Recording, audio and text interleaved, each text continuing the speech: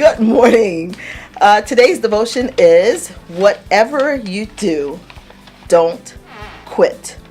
Galatians 6:9 says, "Let us not be weary in well doing, for in due season we shall reap if we faint not." So I'd like to start today's devotion off with a question. My question to you today is, have you ever been tired? And I know that some people were like, Ressee, what type of question is that? Of course we've been tired. Well, I think that my question to you is not, have you been tired in your physical body, but have you ever been emotionally drained? I'm talking about a tiredness that a half an hour nap cannot satisfy.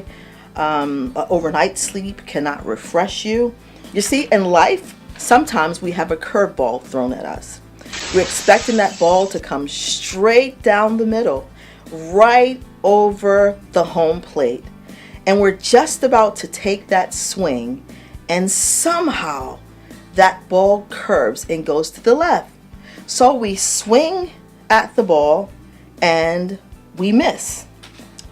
By now, you're probably saying, what in the world is Ressee talking about? Well, here it is. You do all the right things. You raise your kids. You raise them in church. You train up the child when they're young, expecting that they'll never depart. And somehow you discover that your child has gotten off the path and doing whatever. Or maybe you're at this job and you're doing all the right things, and you're expecting to get this promotion or whatever, just expecting to move up. However, you get nothing but trouble. Somehow you discover that you got your termination papers, but you've been doing all the right things. Or maybe you find yourself in a marriage where you've been doing everything just perfectly.